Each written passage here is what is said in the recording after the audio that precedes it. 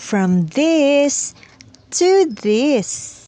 Yes po mga kabangers, ng itlog na po yung manok natin. At first time ko po mag-alaga ng manok ever since na lumipat po kami dito sa aming bahay kubo. So ayan, as you can see ay dalawang itlog talaga sa isang araw yung naitlog niya. So that's why I'm very happy. But hindi siya nangitlog sa kanilang tinutulugan. Dito siya nangitlog sa bandang likuran ng aming generator. So ito mga kabangers, sinanapat ko siya ng mga karton at itong maliit na basket para dito na siya mangitlog at dito rin natin itra-transfer yung itlog niya. Actually, yung father ko talaga ang bumili nito at ibinigay lang sa amin kasi nga dito sa aming kubo ay malaki yung bakuran at makakapag-alaga kami dito ng manok na no need na sila i-cage. At ito, nakakatuwa lang kasi ilang araw pa lang ito sa amin at nangitlog na siya agad. So, hindi lang isa, kundi dalawang itlog talaga yung naitlog niya sa isang araw. Piniprepare ko na dito yung lugar kung saan mangingitlog yung manok natin. So, sa bandang ibaba ay yung tray ng egg, then carton, itong basahan, at sa pinakabandang itaas ay itong damit na hindi ko na ginagamit.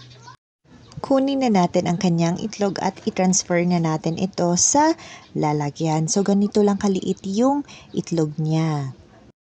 Grabe, sobrang cute ng mga itlog, sobrang liit.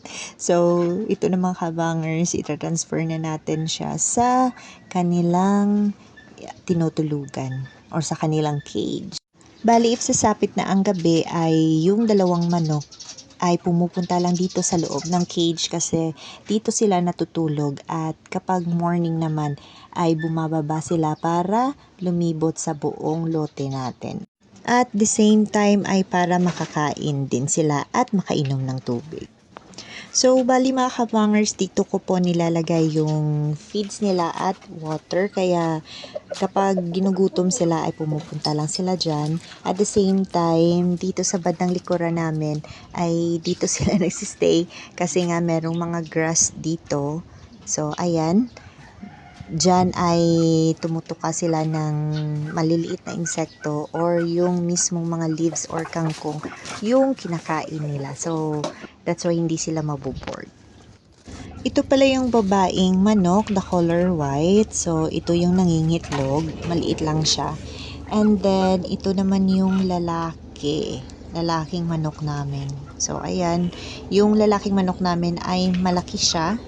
But, yung babae ay the opposite naman nung lalaki. Sobrang liit. So, ayan lang. Thank you for watching.